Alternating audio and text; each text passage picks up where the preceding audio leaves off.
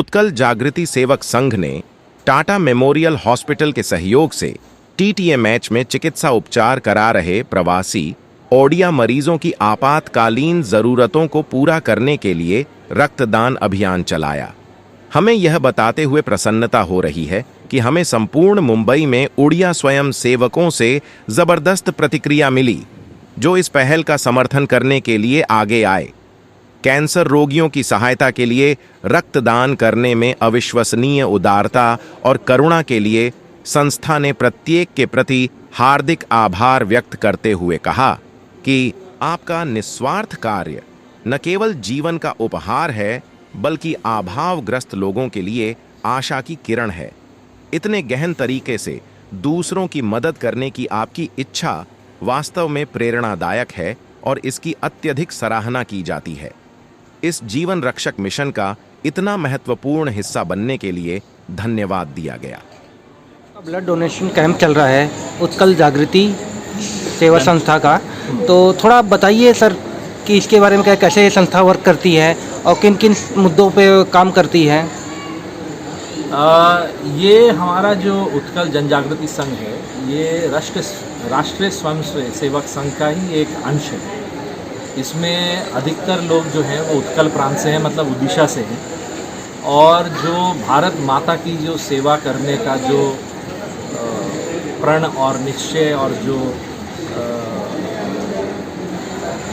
M है राष्ट्रीय स्वयं सेवक संघ का, वही उत्कल जनजागृति संघ सेवक का भी है।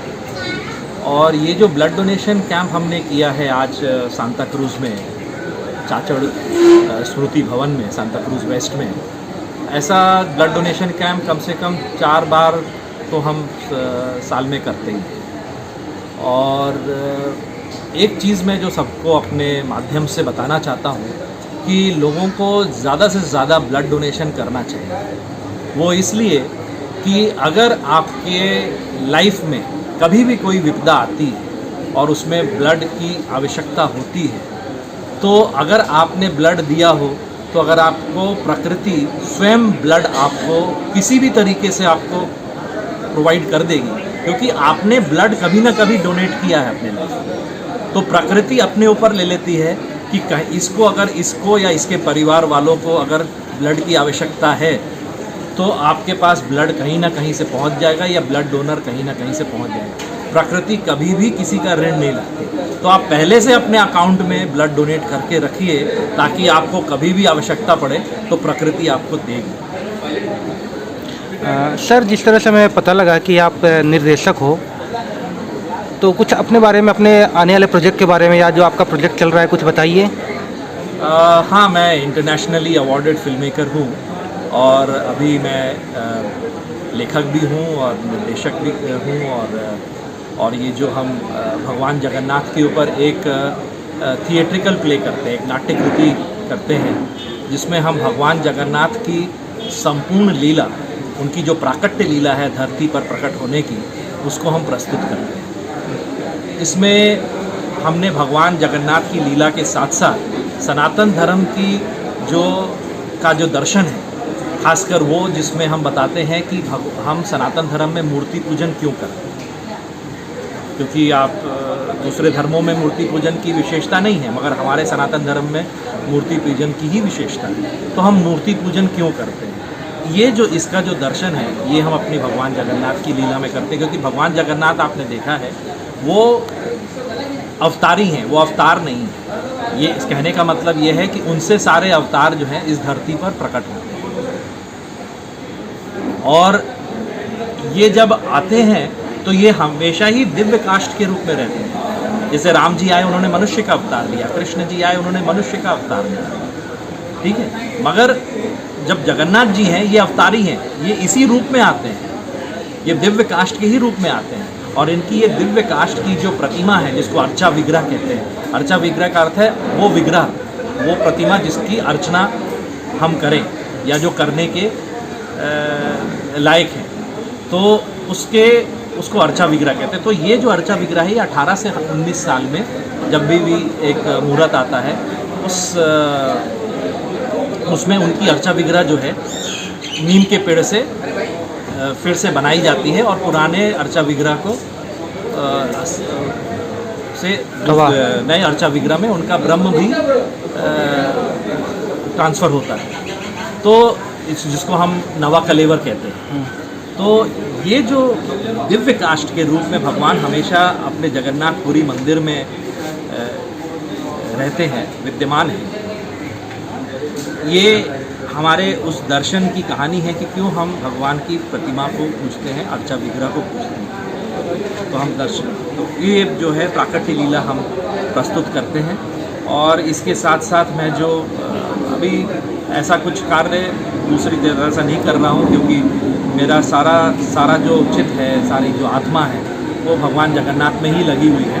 तो अगर मैं कुछ आगे करूँगा भी तो भगवान जगन्नाथ की दूसरी कहानियों पे ही, या तो फिल्म या वेब सीरीज़ या नाट्य मंचन करूँगा, क्योंकि अब मेरा मन जब उसमें लग गया है। और अगर कभी कभी मुझे ये भी आता है समझ में कि अगर मैं नहीं करूँगा तो कौन करेगा। तो अगर भगवान ने मुझे ये कार्यभार सौंपा है और भगवान ने मुझे इसके लिए चुना है कि मैं उनकी कहानियों को प्रस्तुत करूं, उनकी लीलाओं को प्रस्तुत करूं, उनकी दिव्य कथाओं को प्रस्तुत करूं, तो मैं अपना सौभाग्य समझता हूँ। सर, जब भगवान की लीला आप दिखाते हैं थिएटर के माध्यम से, प्ले के माध्यम से, क्या प्ले के ऑडियंस और थिएटर जो फिल्मों का ऑडियंस है वो अलग नहीं है सर?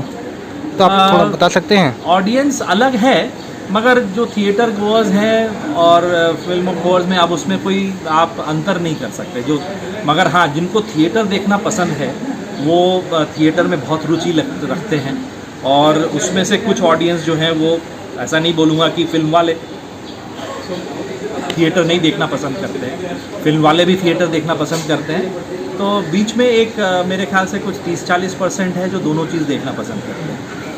तो मगर मुझे ऐसा लगता है कि भगवान की जो लीलाएं हैं वो अगर जब हम प्रस्तुत करते हैं, जैसे मैं खुद उसमें स्वयं इंद्रद्युम्न का पात्र निभाता हूँ, तो उस समय मैं अपने अंदर भीतर इंद्रद्युम्न को पाता हूँ, वो जो चक्रवर्ती सम्राट है जिसकी स्तुति से भगवान जगन्नाथ पृथ्वी पर अवतरित हुए। तो वो मैं अपने आप को उस पात्र में अपने आप को ढाल लेता हूँ। तो और वो जो एनर्जी मेरे थ्रू जो संचार होती है ऑडियंस में, मैं उसका इम्पैक्ट देखता हूँ। हमारा 4.25-4.5 घंटे का नाटक है और मुझे ऐसे लोगों ने आके कहा है कि हम लोग पहले आने के पहले डर रहे थे कि 4 घंटा कैसे बैठेंगे, मगर जब आए हैं तो कब चला 4 घंटा 4.25 घंटा चला गया पता नहीं चला। क्योंकि जब आप स्टेज पर रहते हैं और आप किसी व्यक्ति को देखते हैं कि वो उस पात्र को निभा रहा है, तो एक बहुत ही एक अनूठा खिंचाव जो है वो आपकी तरफ आता है, तो वो आप आकर्षित करते हैं उस तरीके से किसी। नमस्कार सर, आपकी संस्था जो ब्लड डोनेशन कैंप कर रही है और इसके अलावा क्या क्या आपके संस्था के कार्य होते हैं, उसके बारे में बताइए और कैसे आपसे लोग जुड़ सकते हैं। नमस्कार, मेरा नाम वेणुधर विश्वाल, मैं उत्कल जागृति सेवा संघ का अध्यक्ष के नाते से काम देख रहा हूँ। ये उत्कल जागृति सेवा संघ कुछ ओडिया बंधु को लेके 22 साल पहले शुरू हुआ था और इसका मकसद है जो लोग को मुंबई में रहते हैं उनको सब प्रकार का 4 आयाम लेके सेवा करना, ये उत्कल जागृति सेवा संघ का लक्ष्य है। उसमें शिक्षा, संस्कृति, ग्राम सेवा और स्वास्थ्य का ऊपर ये कार्य करते आ रहा है।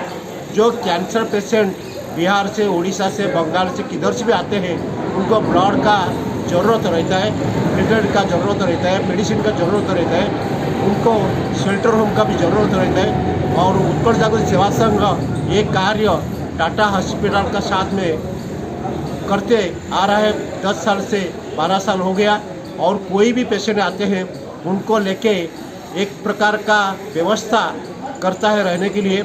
आज जो बहुत पहले सोचे थे हमें ब्लड डोनेशन काम करने का, आज अपना सर्कल में बहुत सारे प्रयास का पश्चात टाटा हॉस्पिटल से डॉक्टर आए थे, टीम आए थे और अपना कार्यकर्ता लगे हुए थे कि ब्लड डोनेशन कैंप करने के लिए।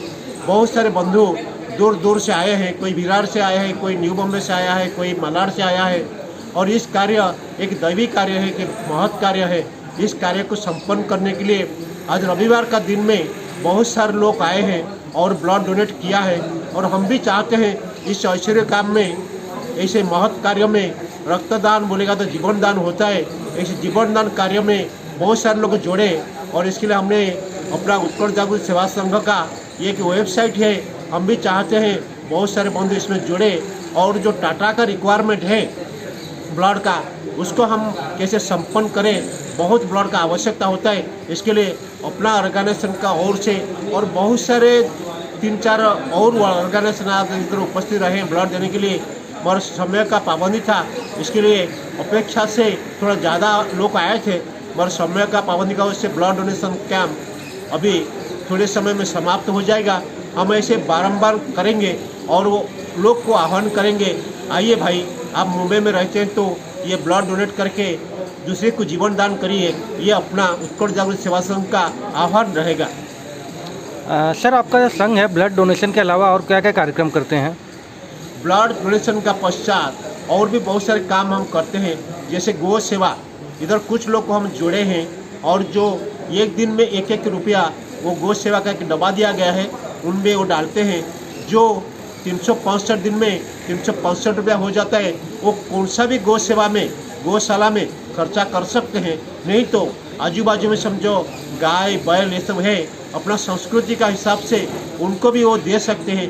गौ सेवा, ग्राम में कैसे गरीब लोग रहते हैं, उनको मेडिकल हेल्प, उनको पढ़ाई का आवश्यकता जो है, कुछ फाइनेंशियल हेल्प चाहिए, ये भी हम करते आ रहे हैं। शिक्षा, संस्कृति, ऐसे उड़ीसा के कुछ बंधु जो कि इधर एक क्लास चला रहे हैं रविवार को फ्री ऑफ कॉस्ट में, और सभी को हम चाहते हैं अपना जो कल्चर है, अपना जो संस्कृति है उसका प्रचार प्रसार करने के लिए ये कार्य अनवरत चलते आ रहा है और बहुत सारे लोग उसमें जुड़े हुए हैं और भी कुछ लोग जोड़ना चाहते हैं। हम उनको भी आग्रह करते हैं इस ऐश्वर्य कार्य में सब लोग हाथ बढ़ाए और फिर भारत को जगत का गुरु बनाने के लिए हम थोड़ा थोड़ा सहयोग करें और ये कार्य चलते रहेगा। और आप सभी से निवेदन है, आप सबसे विनम्र प्रार्थना है, इस भव्य काम में आप लोग को जुड़ते जाइए और इस दैविक कार्य में आप लोग का सहयोग करते जाइए। धन्यवाद। धन्यवाद सर, आपने अपना बहुमूल्य समय हमें दिया है।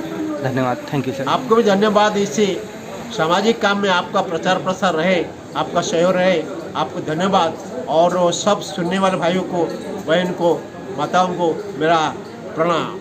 नमस्कार शशि अय्यप्पन जी, अपने बारे में बताइए कैसे आप इस संस्था से जुड़े हैं और आपकी संस्था ब्लड डोनेशन और क्या क्या कार्यक्रम करती हैं, कैसे करती है, थोड़ा समाज के लिए आपका क्या योगदान रहता है आपकी संस्था का, थोड़ा अपने बारे में बताइए। ये जो है राष्ट्रीय स्वयंसेवक संघ का, थोड़ा लाउड बोलेंगे, तेज बोलिए थोड़ा तेज सा। बोलना हाँ। पड़ता। राष्ट्रीय स्वयंसेवक संघ का विविध कार्य, सेवा कार्य चलते हैं। मुंबई में अन्य विविध राज्यों का एक्टिविटीज़ भी चलते हैं। उसका अनुसार उत्कल जागृत सेवा संघ उड़ीसा स्वयंसेवक ने ये आयोजित किया था ब्लड डोनेशन कैंप।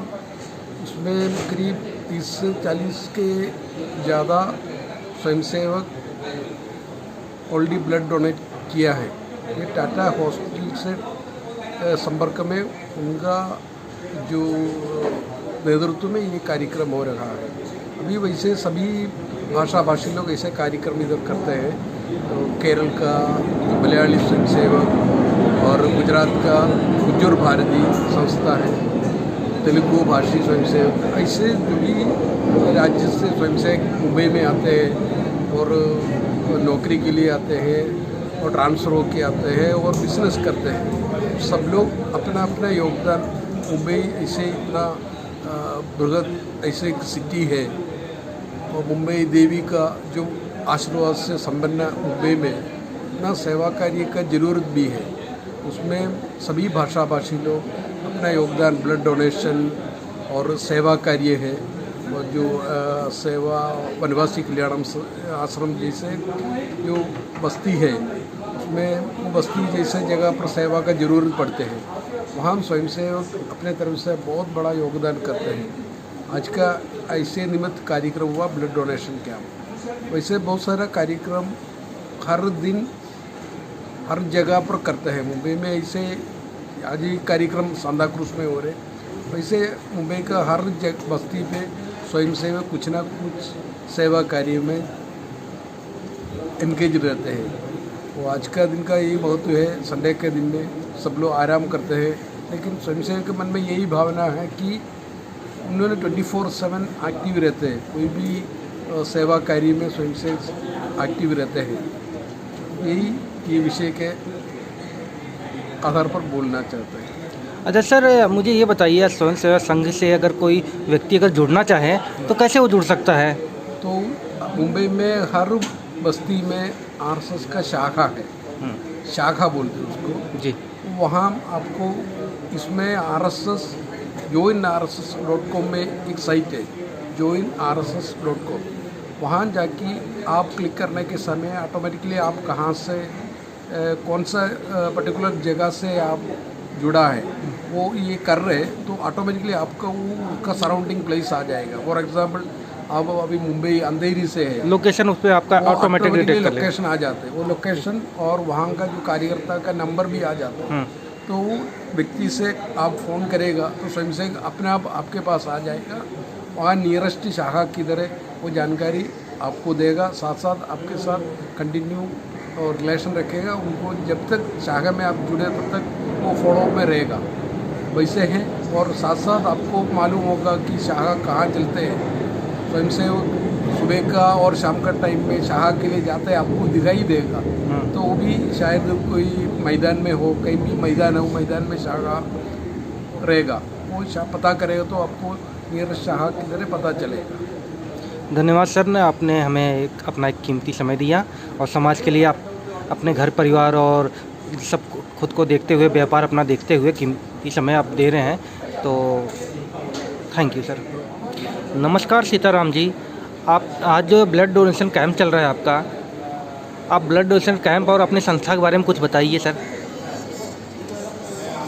नमस्ते, जय जगन्नाथ। उत्कल जागृति सेवा संघ उड़ीसा से आने वाले संघ के RSS के जो स्वयंसेवक मुंबई में रहते हैं, इस तरह से 400 संख्या के अलग अलग डिस्ट्रिक्ट से बिलोंग करने वाले संघ के स्वयंसेवक मुंबई में रहने वाले अलग अलग सेवा भाव से विचार रखने वाले समाजसेवी संघ के शुभेच्छु उत्कल जागृति सेवा संघ के सभी पदाधिकारी अलग अलग सेवा कार्यों के साथ निरंतर काम करते आए हैं। इसके अंदर गौ सेवा, ग्राम विकास, उड़िया भाषा को सिखाना, कैंसर सेवा, ब्लड डोनेशन और जो ट्राइबल बच्चे पढ़ाई के लिए संघर्ष करते हैं उनको आगे लाने के लिए ये संगठन निरंतर काम कर रहा है। इसके अंदर अलग अलग विषय का हेडिंग करने वाला भी अलग अलग कार्यकर्ता इस विभाग में काम करते हैं। हर डिपार्टमेंट में 10 से 15 लोग मिलके वो सेवा कार्य को कंटिन्यू कर रहे हैं। जैसा आज हमने एक ब्लड डोनेशन कैंप का नाते में इकट्ठा हुए हैं, इस तरह से कैंसर सेवा के लिए हर महीना कुछ ना कुछ काम करते हैं। जो कैंसर पेशेंट बाहर से आते हैं उनको रखना, उनके लिए प्लेटलेट देना, फाइनेंशियल हेल्प करना, ब्लड अरेंजमेंट करना, ये सारे विषय आता है। उसके साथ साथ जो गाय के लिए सेवा करने की भाव रखने वाला एक टीम काम करते हैं। गांव की विकास हो, गांव में दारू मुक्त हो, गांव में शिक्षा का काम आगे बढ़े, इस तरह से अलग अलग ग्राम विकास का काम भी करते हैं। ट्राइबल बच्चे लोग के लिए पढ़ाई करने के लिए काम भी चलता है। उत्कल जागृति सेवा संघ का एक पारिवारिक संगठन जैसा ये निरंतर काम कर रहा है। इससे कोई हम समाज का काम को ऐसा नहीं लगता है कि हम किसी को देते हैं, किसी के लिए करते हैं, ये हमारे लिए ज़रूरत है। हम समाज में बहुत सारा अनुभव ऐसा देखते हैं कि बहुत कुछ लोग बहुत चीज़ में हेल्प करते हैं एक दूसरे को, तो हम भी चाहते हैं कि हमसे भी जो हो सकता है उतना मदद करना चाहिए समाज की। ये हमारा कर्तव्य है, दायित्व है। कोई हम किसी को एहसान करने नहीं काम करते, ये हमारा कर्तव्य का नाते में हम समाज के लिए जितना हो सके उतना करते हैं। सर, जैसे आपने बताया कि आप बैंक में कार्यरत हो, तो आप इतनी व्यस्त लाइफ से कैसे समय निकालते हैं समाज सेवा के लिए, थोड़ा अपने बारे में बताइए सर। मैंने बैंक का नौकरी तो करता ही हूँ, बचपन से संघ का स्वयंसेवक हूँ। तो संघ बहुत सारा ऐसा संस्कार दिया है कि समाज से हमने बहुत कुछ लिया है, तो समाज के लिए कुछ देने की भी भाव हो, वो इसके लिए हमने मन बना के आज संडे का दिन है, कल एक दिन हमने परिवार को दिया है, आज एक दिन समाज को देंगे, ये सब विचार रख के काम करते रहते हैं। धन्यवाद सर, आपके विचार सुन के अच्छा लगा। भगवान साहब नमस्कार। सर आपका स्वागत है, अपने बारे में सर कुछ बताइए। मैं श्री भगवान साहेब सापत श्री जगन्नाथ सेवा मंडल और लाउड बोलिए ना। श्री जगन्नाथ सेवा मंडल मुंबई का अध्यक्ष हूँ। मैं अभी 2023 अक्टूबर 29 तारीख को अध्यक्ष रूप से निर्वाचित होकर आया हूँ और हमारा श्री जगन्नाथ मंदिर 1986 में उसका फाउंडेशन रखा गया है और 1993 में श्री जगन्नाथ जी का प्राण प्रतिष्ठा का काम संपन्न हुआ। 93 से लेकर अभी तक हर साल 12 महीना में 13 यात्रा होता है और हर रोज़ अन्न प्रसाद का बंदोबस्त होता है। इसमें आप लोग दर्शन कीजिए और प्रसाद का लाभ लीजिए। और अभी जुलाई 7 तारीख को श्री जगन्नाथ जी का रथ यात्रा निकलेगा और 15 तारीख का बाहुड़ा रथ यात्रा होएगा। इसमें पूरा मुंबई का सर्व नागरिक को मैं सनिवेदन आमंत्रित करता हूँ। सब लोग को आके श्री जगन्नाथ जी का कृपा लाभ लीजिए। और हमारा उत्कल जागृति संघ से मेरे को आज इन्विटेशन था, मैं उसमें योगदान किया, ब्लड डोनेशन किया और बहुत आनंद लगा। जय जगन्नाथ, जय जगन्नाथ।